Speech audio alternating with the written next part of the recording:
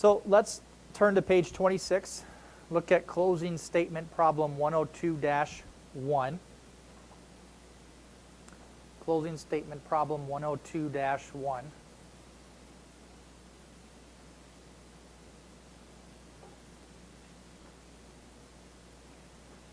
I'm going to do with this one and the other ones is read through them and point out some things that you may need to remember just to help you off, especially with this first one.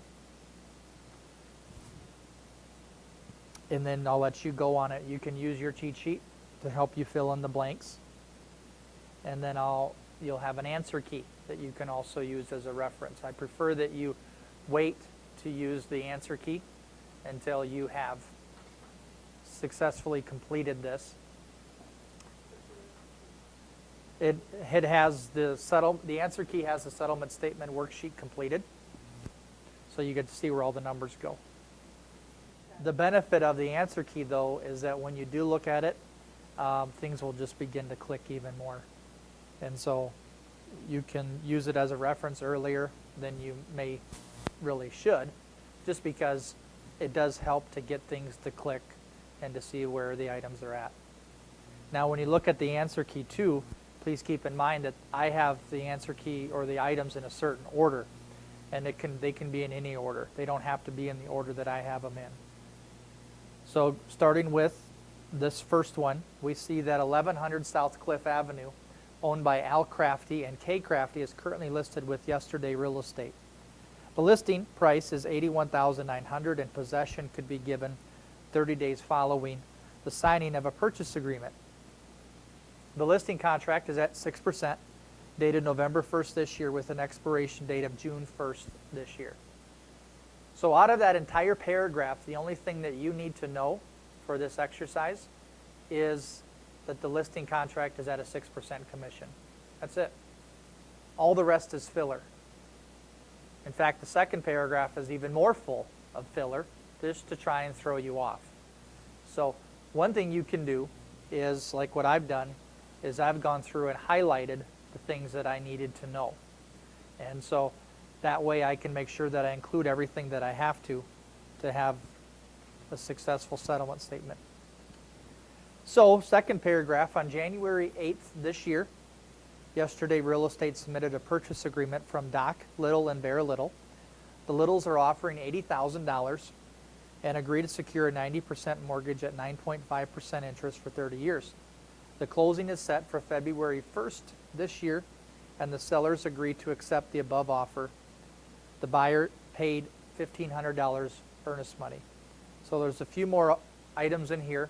We now know when the closing is. We know what the purchase price is, $80,000.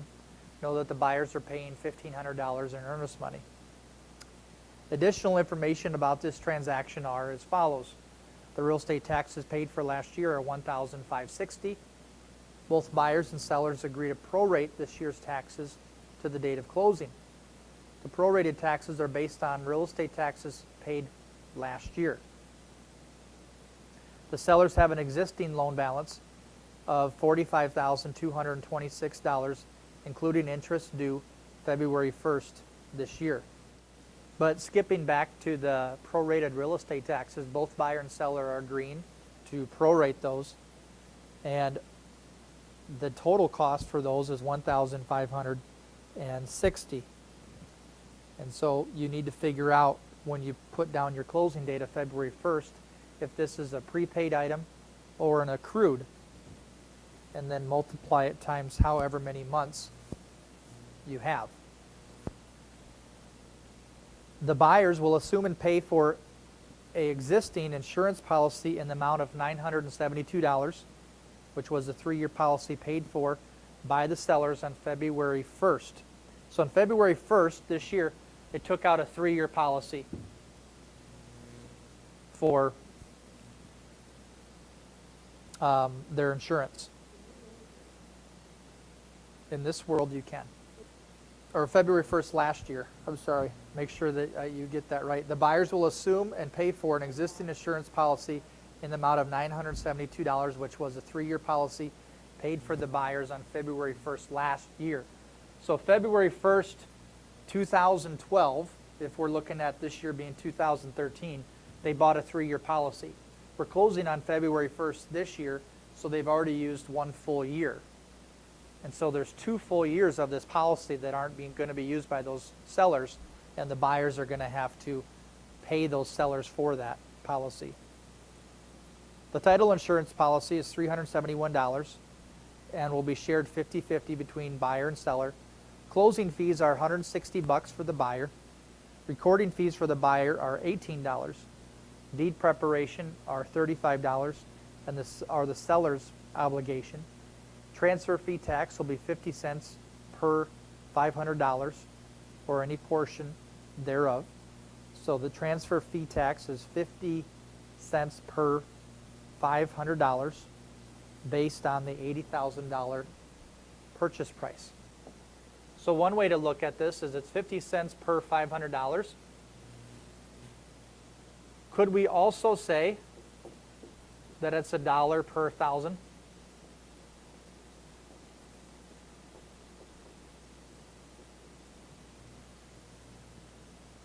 Want to be saying the same thing?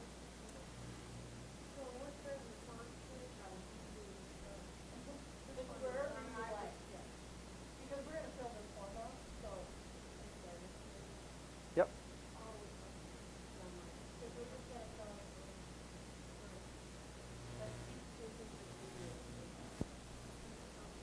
So if the purchase price is $80,000 and we're going to use this one at $1 per 1,000, I need to figure out how many thousands are in 80,000. So if I divide it by 1,000, how many thousands are in 80,000? I have 80. And so it's 80 times $1, which is $80. I could go the other route and take 80,000 and figure out how many 500s are in there. So I could divide it by 500. And I take 80,000 divided by 500, I get 1.6, or 160, I mean. And I take that times 0.5, and I get $80 as well.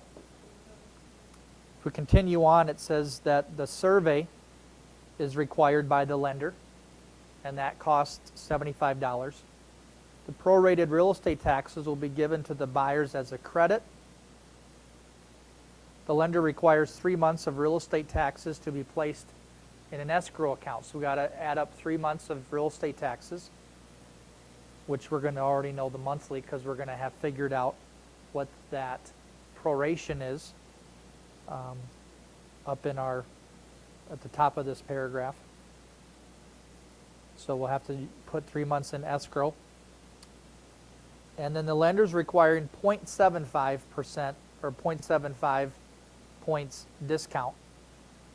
So it's not a 1% discount point, it's a 3/4 if you want to look at it that way.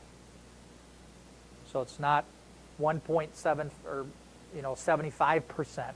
It's 3/4% is what that is saying. 0.75% points discount from the sellers, and the buyers are going to pay a 1% loan origination fee. So remember those last 2 sentences though, the discount points and the origination fee are both based on the loan amount. They're not based on the purchase price. You're not going to take them out of the 80,000. You're going to take them on the loan amount. The loan amount is not 80,000 because the buyers are taking out a 90% loan.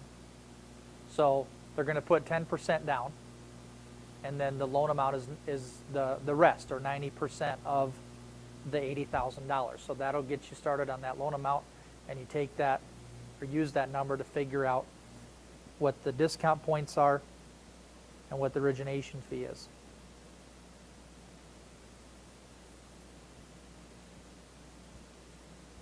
So I'll let you go on that. Feel free to use the answer key if you need to, and then I'll go through some of the bigger questions in a little bit. So before I totally let you go on filling out this settlement worksheet, I want to explain to you, and you'll see it on the answer key as well, but what I want to explain to you is this very bottom portion where we add everything up and we come out with matching numbers. And that tells us that we have a balance. You may come out with matching numbers and you'll give yourself a high five because you feel like you got it right, but you may have left out a line item and your numbers may not match the numbers on the answer key. So first off, when you do start going through the answer key, don't worry about your numbers matching up on the bottom.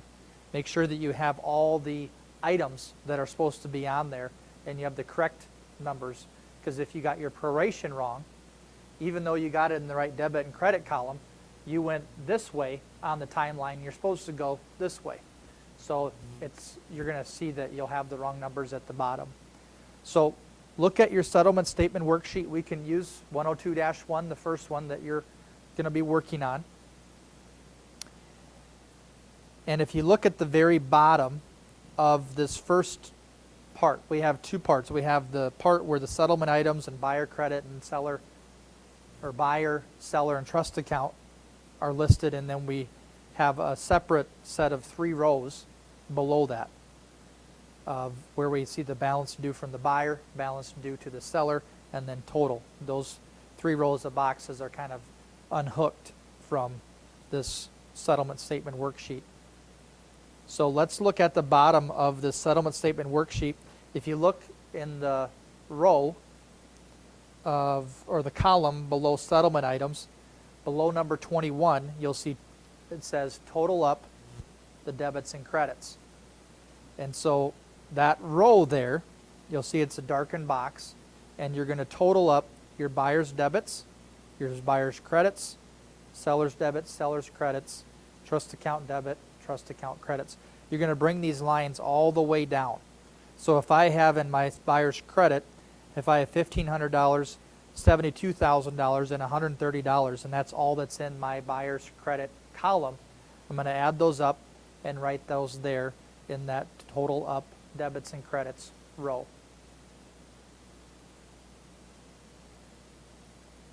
Once I complete that, then I'm going to go to this set of 3 rows that are unhinged or not connected to this settlement statement worksheet. And the first row says the balance due from the buyer. And the balance due from the buyer, I'm going to write that in below the buyer's credit column. So what I'm going to do to figure out what the balance is due to the buyers, I'm going to take the total number of debits and I'm going to subtract from that the total number of credits from the buyer, and that's going to give me the amount that's due to the buyer, or the amount that the buyer has to come up with at closing. And that number is going to go here in the buyer's credit column. And if I have a credit here, I also have to have a debit somewhere else. And so I'll have a credit here for my buyer's balance that they owe, and then it will be a debit in the trust account. For the seller, I'm going to follow the same process. I'm going to add up the credits and my debits, and that'll be written in the total debits and credits boxes. And then I'm going to subtract. I'm going to subtract my total debits from the seller's total credits, and that's going to give me the amount that I can put in the line 2, which is the balance due to the seller. That's going to go down here. You can see the shaded boxes. That means that I should not be writing in there. That's why they're shaded or darkened. So I'm going to write in that row where it says balance due to the seller, below the seller's debit column, I'm going to write in that amount. And so it's a debit there. It has to be a credit somewhere else. So it's going to be a credit in the trust. So that amount will be a credit in the trust account. And once I got those 2 balances there for my buyer and seller, I'm going to bring my numbers all the way down. So I'm going to start from this row, the total up debits and credits row. I'm going to take this row and bring it all the way down. And so you'll see in the seller's or buyer's debit column, I have a total of $82,196.50. I bring that all the way down. There's nothing in this box, so I can bring it straight down. When I look at my buyer's credit, I have a little over $73,000.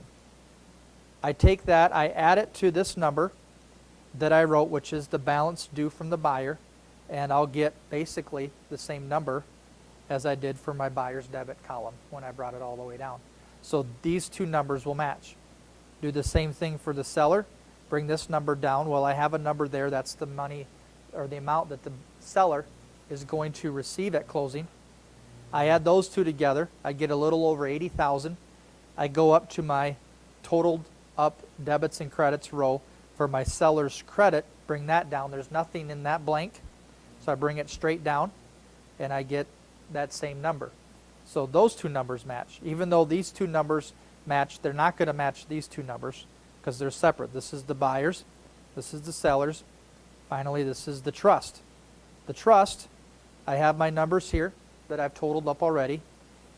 I add those to the new numbers that I've written in, whether it's the balance due from the buyer or the balance owed to the seller, and those two numbers will match. When I get those final two trust account numbers to match in the very bottom right, I have a balanced settlement statement worksheet. Again, once you look at the answer key that you have, you'll see how all of that works out as well. So it's a little difficult to explain it and then have you go do it. So you, again, you may want to, at least on this first one, take a peek at the answer key when you get close to finishing up so you can see how all of those play out.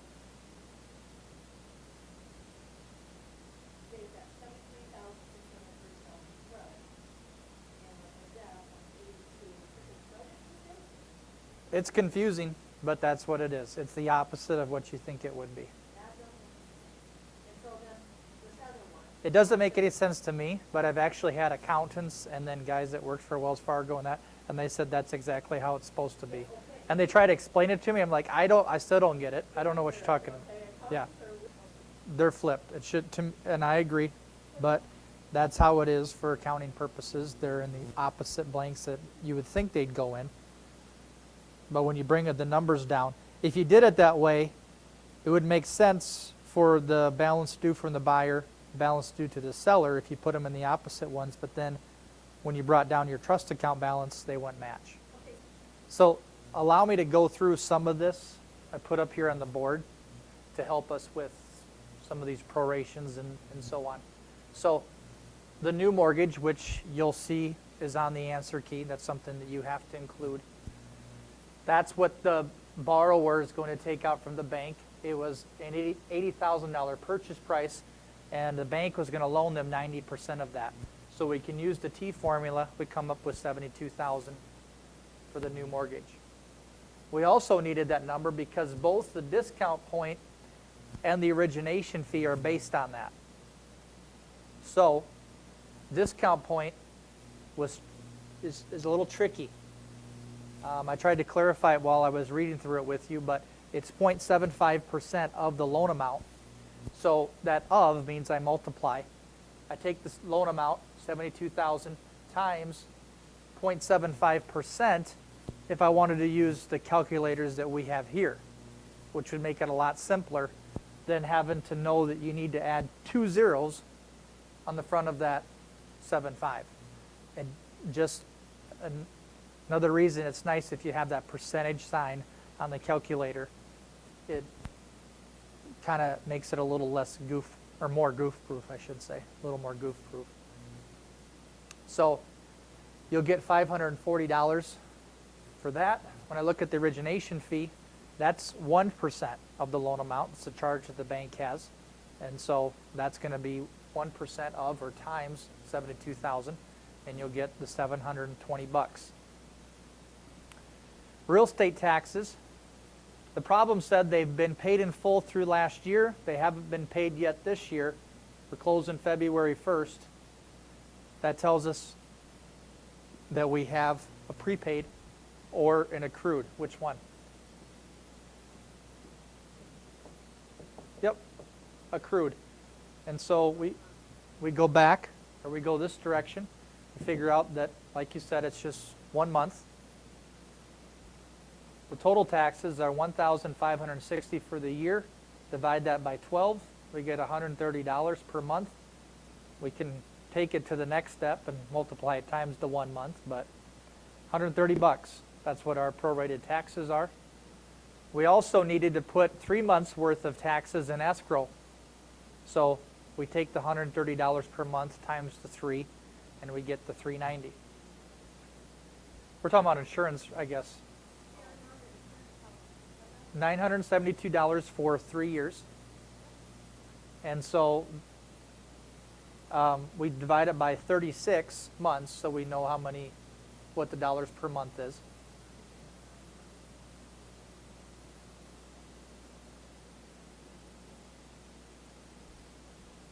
$27 per month. And so the sellers have used it for 1 full year. They bought it last February. We're closing this February. So now we have 24 months left because they've used 12 of the 36. There's 24 months left. We take it times the 27, and we get $648. They had it for 1 year. The sellers owned or lived in the house and used that policy for 1 year. And then when they sold it, there were still 2 years left on the policy.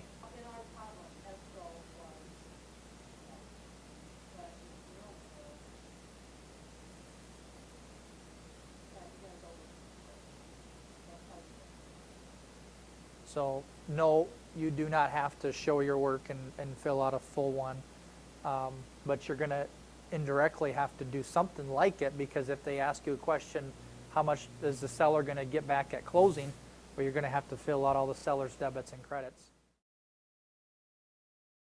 We're on closing statement 102-2 on page 33 in this supplement guide.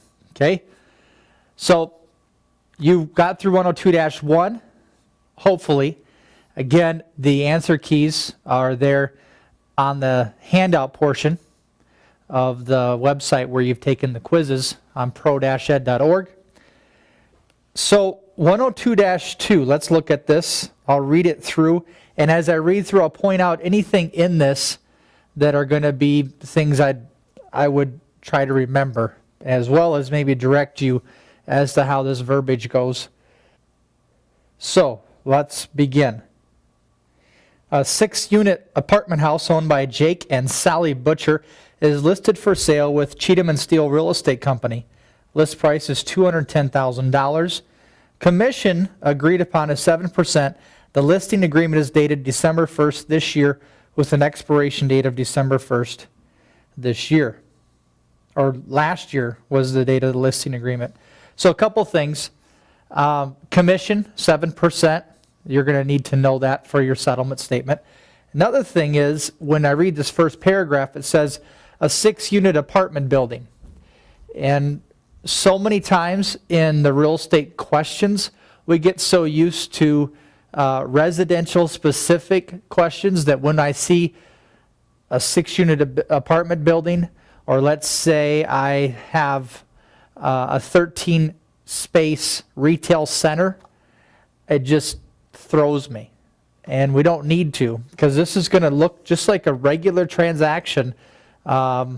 It's just that instead of it being a single-family house, residential, it's a 6-unit apartment building. So don't let that throw you off.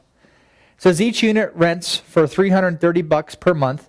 All the rents are current. Each unit has paid a $250 damage deposit.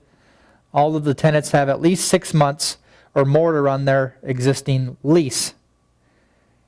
The existing loan balance is $84,670 at 9% interest with monthly payments of $760. P&I. The seller will carry back a second mortgage of $30,000 at 10% interest, amortized 30 years with a 10-year balloon. You don't need to know that. So I know sometimes it's really beneficial for the student to just read this on their own and then just go to town and see how far they get.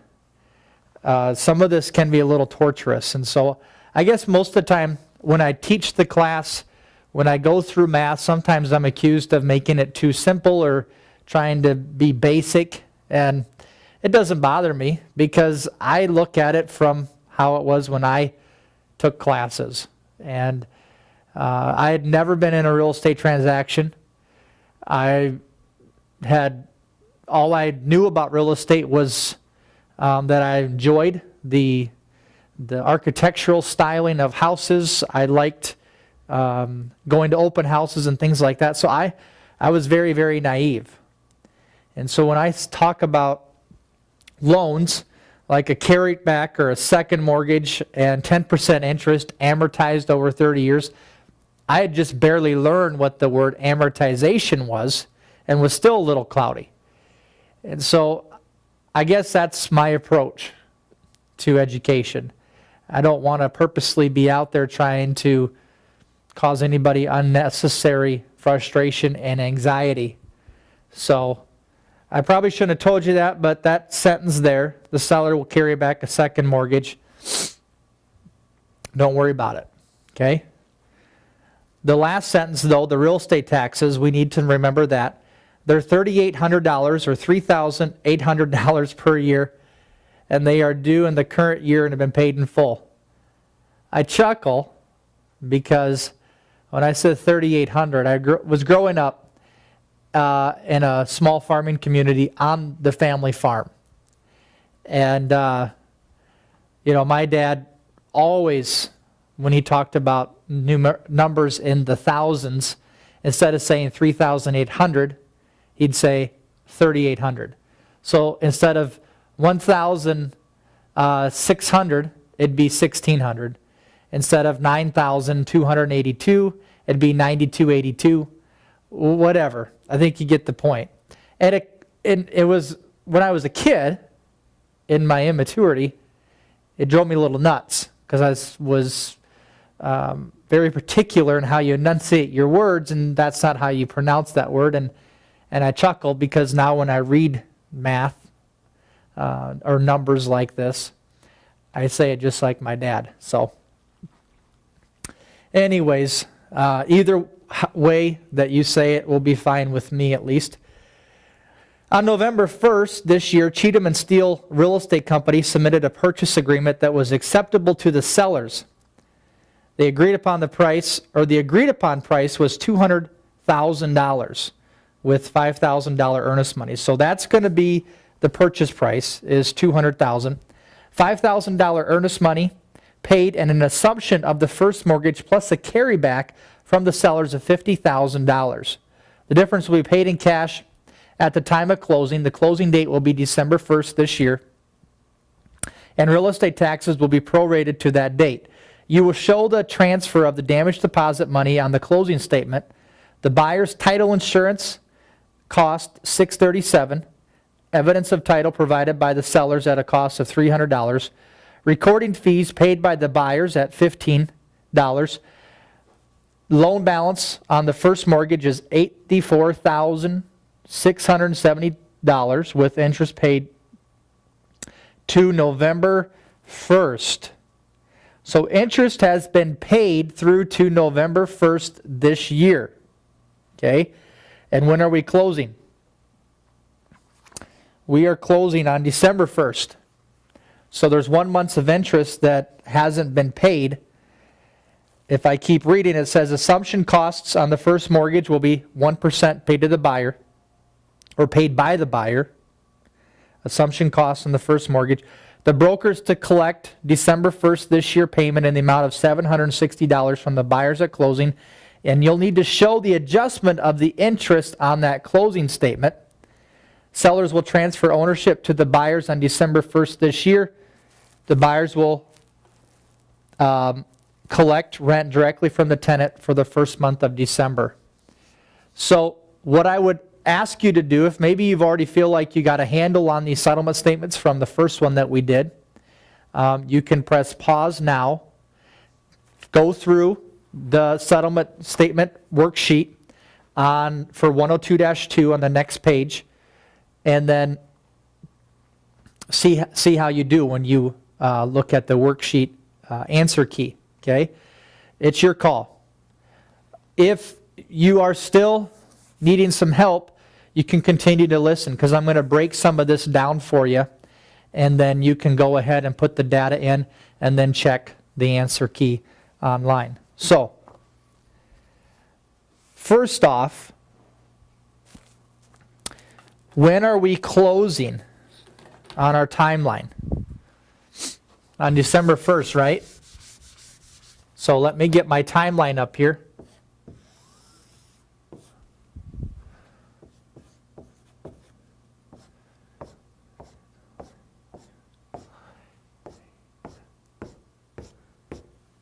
So I have January, February, March, May, June, July.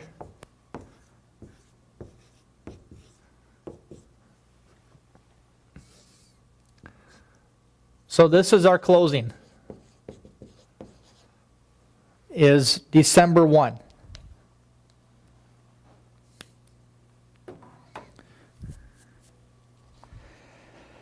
Let's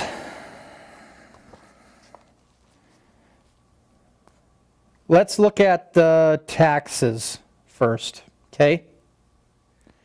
So let's look at the taxes first, at these prorations. We're closing December 1st, and if you look at the third paragraph underneath the third paragraph in this story problem that starts off saying the existing loan balance of $84,670, the last sentence in that says the real estate taxes are $3,800 per year. They're due in the current year and have been paid in full. That just, to me, boggles my mind still. I know what they're saying because I know the answer, but it sounds like they're due, but it also sounds like they're paid. So the last 4 or 5 words are the key. They've been paid in full. So the taxes have been paid for the entire year. So all of January through all of December. January 1 through December 31st. We're closing December 1st, so there's all of December, those taxes have been paid. So is this going to be an accrued item or prepaid? And if you said prepaid, you're correct. And that's one of the first steps. Actually, let me back up, because I'm just kind of hopping into this with you. The first step I take is, I know I'm going to have to prorate my taxes, so I'm going to take the total tax, which is $3,800, and I'm going to divide by 12 so I can get my monthly, and it's $316.67 per month. The second thing I do is I throw it on my timeline, and there's one at the bottom of every worksheet. There's more of these online if you want to print them off, okay? So there's one at the bottom, so I throw that up there. My third step is I figure out, is this a prepaid or an accrued item? And I already figured that this is going to be a prepaid. So it's prepaid, so which direction do I go on my timeline if it's prepaid or accrued? If it's prepaid, I go this way. So I just have 1 month. So I could take this times 1 if I wanted, but this is my amount, $316.67, and all prepaid items are going to be a debit for the seller, right? Right? No, they're not. Because the seller already paid that, right? So who's going to be reimbursing the seller? The buyer. So if I look at my closing statement sheet, which you won't be able to see probably with the camera there, but I have my prepaid or prorated real estate taxes, and it's a debit for the buyer, a credit for the seller, because they're going to be paid back for that month. And that's that one is done. Now, let's see what else I got here. How about the security deposit? The fourth paragraph, the biggest paragraph on this page, almost right in the middle of that paragraph, it says that you will show the transfer of the damage deposit on the closing statement. And so the seller, think of yourself in their position. You're the landlord or the seller, the owner. And whenever somebody moves into a unit, you collect a security deposit, right? Plus their rent. Now the rent is your money, but the security deposit really just sits in its own little bank account.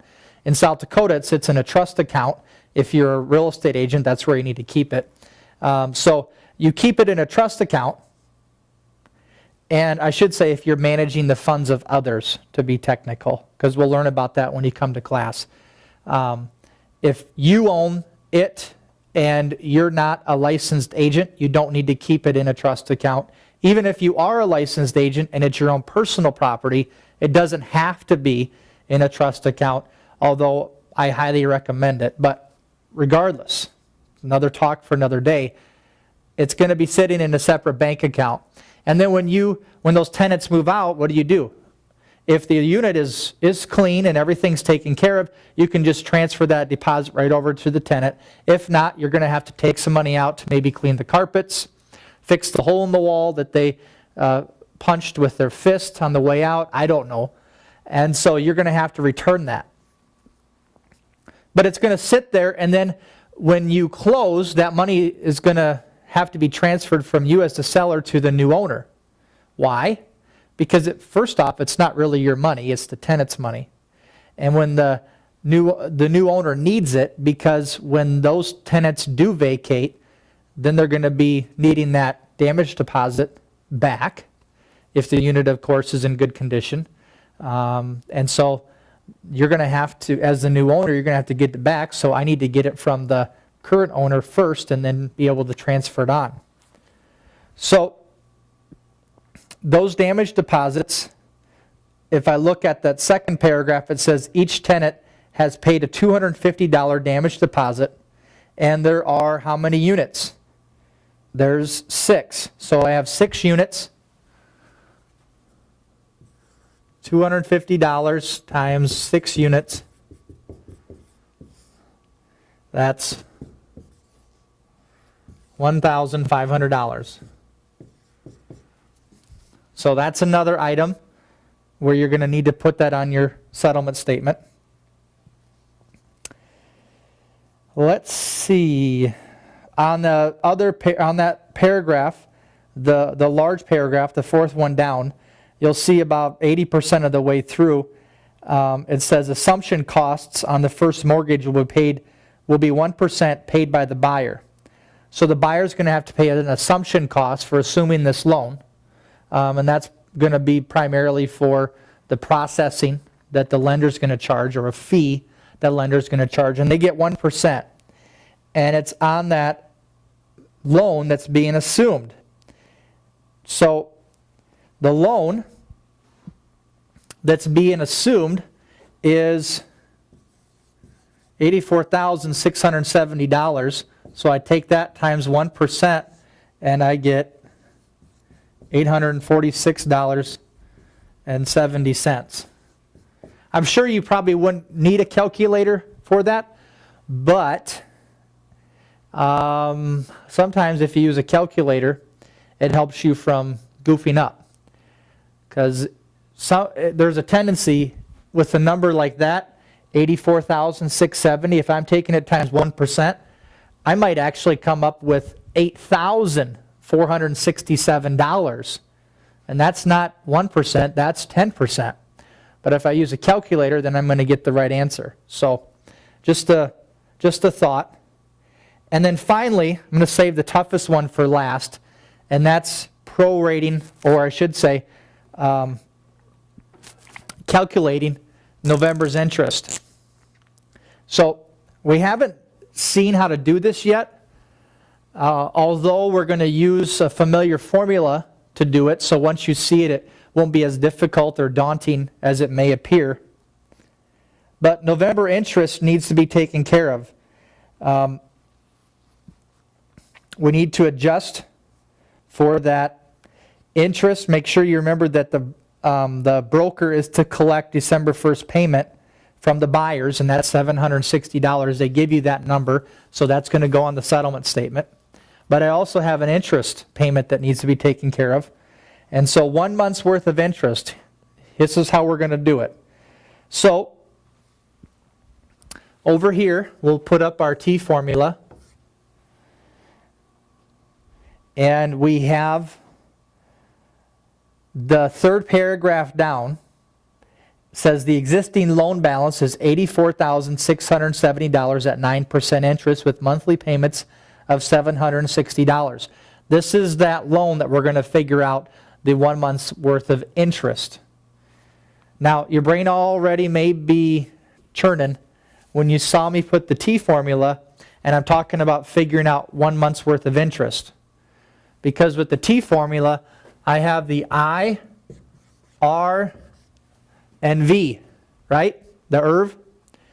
So my rate, which is usually the easiest one to fill in, that is 9%. My value is at $84,670. My interest, I don't know. I do know that if I'm going across this bottom, I'm going to multiply.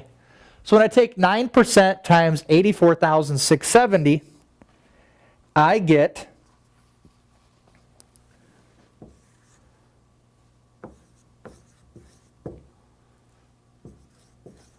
$7,620.30.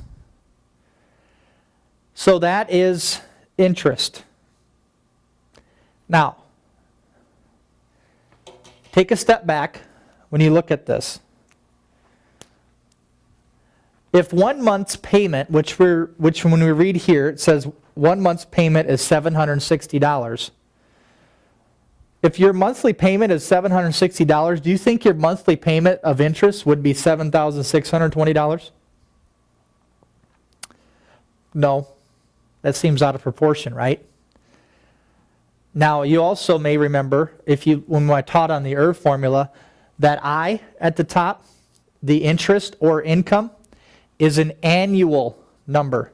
So when I got that number, $7,620.30, I actually came up with an annual number. So I need to divide that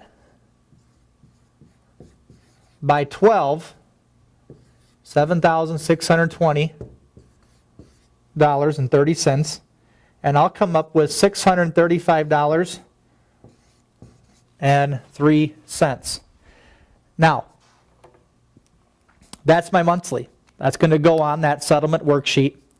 When you go to see the answer key versus maybe what you come up with, you might not have the same change. You might not have 30 cents. You might not get the 0.03. Your numbers might be just a little bit different. We might have some differences of $1 or $2 or a few differences with the change. And that's because primarily when we do our calculations here, or when I do them, I use the ProEd calculator and I hit the Shift 4, which, long story short, I get 4 zeros after the decimal. And so when I get those 4 zeros after the decimal, I get a more accurate number. And if I don't have that, then it will primarily just round up the number. So when I say more accurate, it doesn't mean that you're going to be totally lost when it comes to the exam. Because when it comes to the exam, if you're within a few bucks or a couple cents, then you'll be able to find the right answer. So that's what I'm implying by that. So that, for the most part, should get you through story problem 102-2. And before I leave this and go on to 102-3, again, third paragraph down, middle sentence, talking about that the seller will carry back that second mortgage of $30,000. It doesn't apply, but there is a carry back on the fourth paragraph of $50,000. So don't forget that. And then when I talk about this 1 month's worth of interest, and you think, well, isn't the $760 the include interest? We're not going to get all hung up on technicalities. I understand sometimes it is difficult just to follow blind orders when you read through these problems and not think, well, aren't taxes paid on a semi-annual basis in April and November? And how come you're paying the buyer taxes when they belong to the courthouse or you pay them to the county? We're not going to get all fussy about technicalities. We just need to read the problem, plug in the settlement statement numbers, and then continue on. Okay, that's how we're going to get our right answers. So you can press stop. We're going to go do 102-3 together next.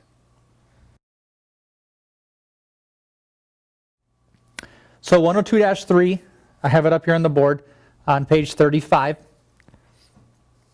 This is the third and final one that we're going to do, or that you're going to have to do for homework. When it comes to 102-4, which is found, of course, after this one on page 37, you're going to hold off on that one. You're not going to do 102-4 on page 37. We're going to do that together in class. I know settlement statements can be a little bit tricky, and I may have shared this already, but it bears repeating. If I had a classroom of 15 people and we started going through settlement statements, I guess this would apply as well if we looked at cap rates, anything that is more than just basic math. I probably would have, out of the 15, about 5 or a third just pick it up. Just comes natural. May even have a background in accounting. If I look at the rest of the group, I'd get another 5 or another third once I get to settlement statement 102-3 and 102-4. They're finally getting it. And I say that finally, not, of course, in a mocking way, because I sat in that very chair myself. And I was part of that last 1/3 that I didn't get it. I got all the way through 102-4. And I got a couple of it. I mean, as I kept going, there was a few items. There's a couple items that I picked up and understood. But when it came to prorating, prepaids, accrued, debits, credits, never got it. And so I get it now, thank God. But so that's the main reason we want to come together and do it in class, because there's about 2/3 that it's good for us to go through it, and then if there's questions, we can work on it together. The other reason why we're going to wait on 102-4 and do it together in class is because there's a quiz that goes with 102-4. So we're going to start it together, so don't work on it, don't even read it. So when you come to class, I'm not sure if it's on Wednesday or Thursday of that class week that you're here with us. What we're going to do is we'll open our books to 102-4. We'll read through it. You'll begin working on it. You'll go through the settlement statement worksheet like you've always done. You won't get the answer key. Instead, you get a quiz. You'll get the quiz that goes with it. You'll answer the questions as best you can, and then we'll go through the answers, and then I'll give everybody the answer key so you can see what maybe mistakes you needed to correct, and then we can also go through some of the tricky parts of 102-4. So again, please do not start on that yet until class. So finally, 102-3 is the last settlement statement worksheet that we're going to work on. I have settlement statement 102-5, which I'll put online. I'll have online in the form of a handout if you want to work on it. Just as a way to practice these. So when we look at 102-3, it's actually a pretty short one as far as words go, but there's, I think, more settlement items than 102-2 had. So let's look at 102-3, page 35. 1300 Sundown Drive, owned by Alley Cats and Kitty Cats, is currently listed with Early Bird Real Estate Company. The listing price is $84,900 and possession could be given 30 days following the signing of a purchase agreement. The listing contract is at 7% commission. There's one thing that we're going to have to highlight. As you can see, I've highlighted all the things on mine that were a part of the story problem. Dated September 1st this year with an expiration date of March 1 next year. On October 1 this year, Early Bird Real Estate Company submitted a purchase agreement from Earnest Money and Vera Little Money. The monies are offering $84,000 and agree to secure a 90% mortgage at 10% interest for 30 years. The closing is set for December 1st this year. The sellers agree to accept the above offer. The buyers paid $1,000 earnest money. So there's some more items. We know the closing date. Additional information about this transaction is as follows. Last year's real estate taxes due in this year are $1,680 have been paid in full. Both buyers and sellers agree to prorate this year's taxes to the date of closing. The prorated taxes are based on real estate taxes for last year and paid in this year. So that's a bunch of gobbledygook in my opinion, but guess what? We're going to go through this in just a minute and break it down. Hopefully you'll see through the haze. The sellers have an existing loan balance of $33,427.27, including interest due December 1st this year. The buyers will assume and reimburse the sellers for the remaining portion of the insurance policy. The premium was $1,080 for a 3-year policy paid for by the sellers on February 1st this year. Title insurance policy costs $401.50 and will be shared 50-50 between buyers and sellers. Closing fees are $150 for each party. Recording fees for the buyers are $18. Deed preparation costs are $35 and they are the seller's obligation. Transfer fee tax will be 50 cents per $500. Remember that from 102-1, we've seen that before. Or any portion thereof on the sales price. They are the seller's obligation. A survey is required by the lender and costs $75. Prorated real estate taxes will be given to the buyer as a credit. The lender requires 3 months real estate taxes to be placed in an escrow. The lender is requiring 1 discount point from the sellers, and the buyers will pay a 1% loan origination fee. So I have a few items that we're going to work through. Before I do that, if you've been picking up steam or this comes natural to you, I'd encourage you to press pause. Go ahead and work on the settlement statement and then come back if you get some problems once you go through the answers and maybe see some things that you didn't quite get or you had some discrepancies with. So other than that, we're going to start going through these answers. So let's do...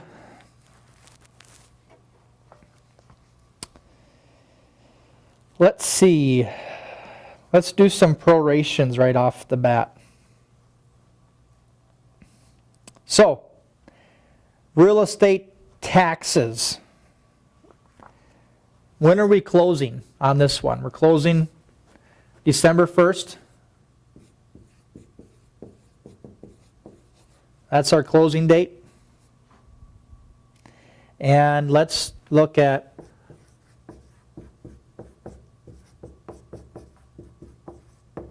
taxes. How much are taxes? Taxes are due in this year are $1,680. That's the third paragraph, first sentence. $1,680.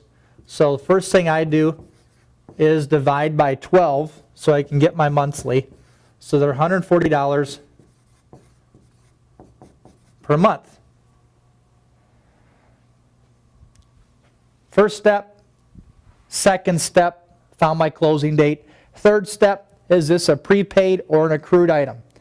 So is last year's taxes due in this year and have been paid in full? Last year's taxes. So let's say this year here is $2,500. 2015. Okay? So 2014 taxes, which are due this year, they've been paid in full last year. Both buyers and sellers agree to prorate the taxes. Prorated taxes are based on real estate taxes for last year, which we've kind of already said in a way, the first sentence, and are paid in this year. So,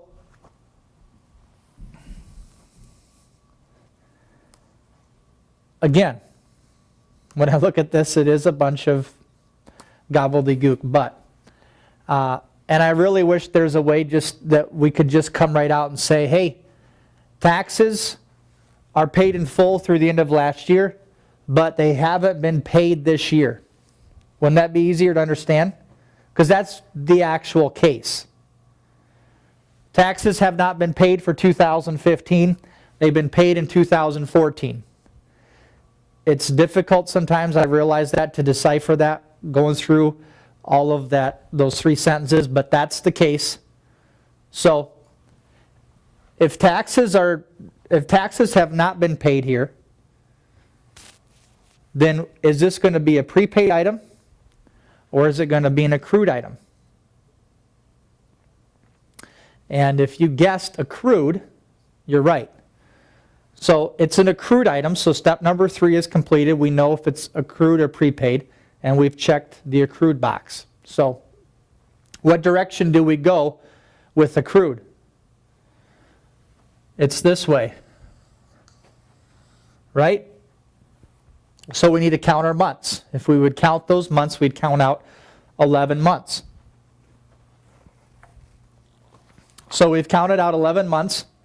We take 140 times 11 months, and we get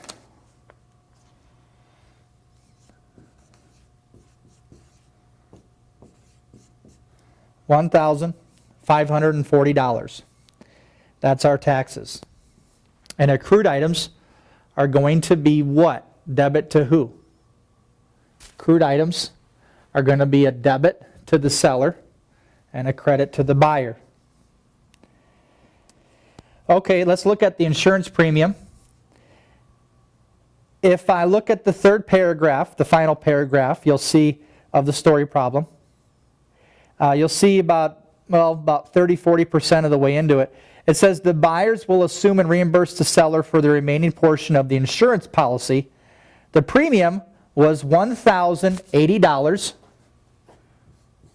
So let's do this, insurance. Premium is $1,080. And that was for a 3-year policy.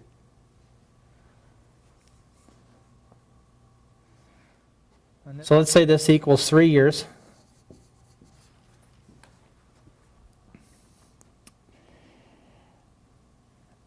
And was paid for by the sellers on February 1st this year. So if we're sticking to that 2015, is that what is the calendar year here? February 1, they paid for a 3-year policy. So the sellers got to use it from here to here, but they still have almost a full, well, have over 2 years left, right? If you look at a 3-year policy, February 1st, 2015 to February 1st, 2018, they didn't even get through all of 15, okay? So they have quite a bit of months left on this policy. So let's figure this out.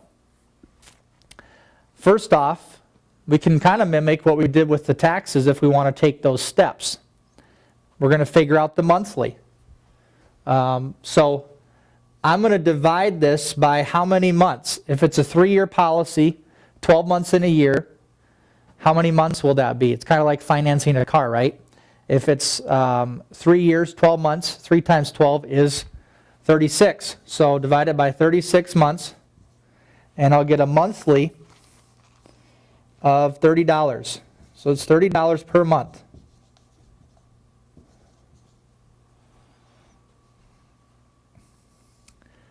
So there's a couple different approaches we could take. The step I'm going to take is figure out how many months the sellers actually got to have it, and then subtract that from the 36 months, and then that's what I'm going to prorate. Before I get that, I got a little bit ahead of myself, right? Because if I'm taking the same steps I take when it comes to the property or taxes, the taxes, and prorating those, my first step is to convert it into months. Second, find the closing, and then figure out, is this a prepaid or an accrued item? And this is what? This is a prepaid, right? So it's a prepaid. I'm going to go this way, right? That's the direction I'm going on a prepaid. So let's figure out how many months the seller has had it, subtract that off, and then the remaining months, these months out here, that's what I'm going to multiply times the $30 per month, and then I'll charge my buyer. Because on a prepaid, it's a debit buyer, credit seller, right? So how many months? We have 1, 2, 3, 4, 5, 6, 7, 8, 9, 10. 10 months. So the seller, it's a 36-month policy, right? 3 years. Seller had it for 10 months.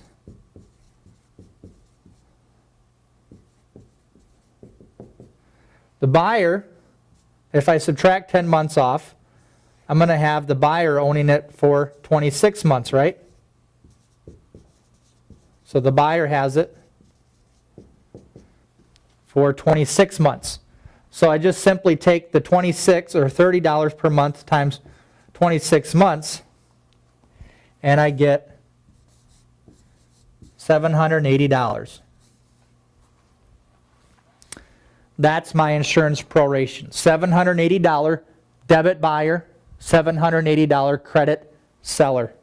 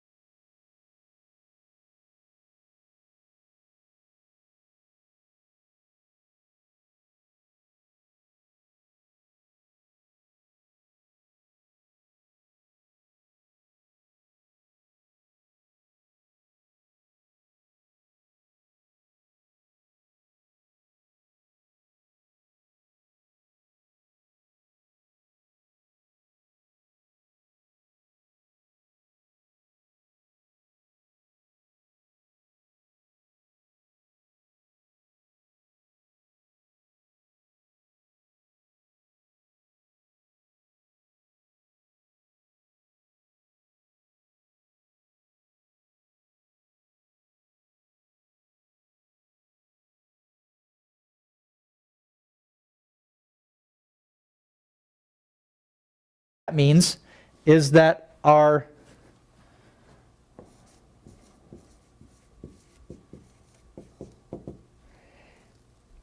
purchase price is $84,000. Purchase price, or up above, I called it the sale price. Either way, my $84,000 is, you can call it sales price, purchase price, market price, however you want to look at it.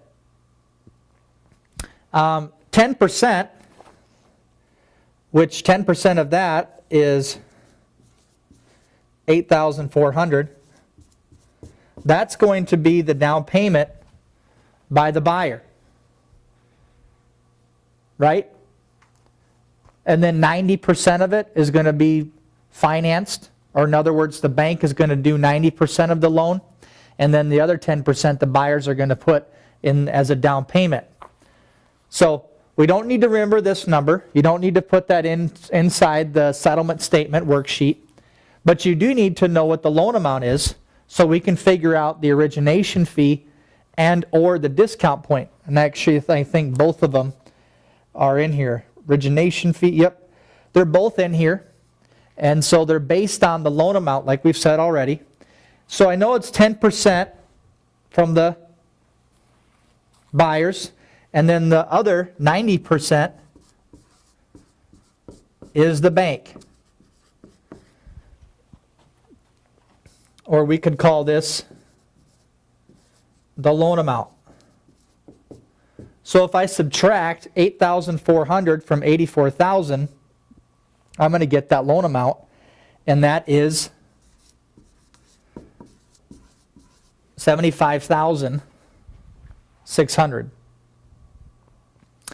You can also use your calculator and just take 84,000, hit the minus button, put in 10, hit the percent sign, and hit equals, and you'll get 75,600. And then lastly, this one may not be as difficult, is we need to do the 3 months of escrow.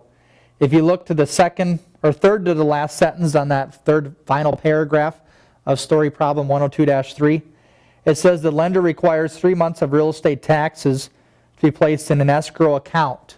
Okay? So 3 months of real estate taxes. So here's our escrow.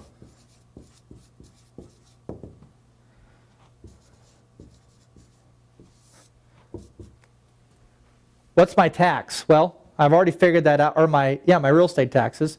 I've already figured out it's $140 per month. So if I take the $140 per month times the 3 months, you have $420. So that is, for the most part, the trickier things when it comes to 102-3. Again, the answer keys on the handout portion, and you stop when you finish 102-3. Please do not go on and do 102-4. Okay?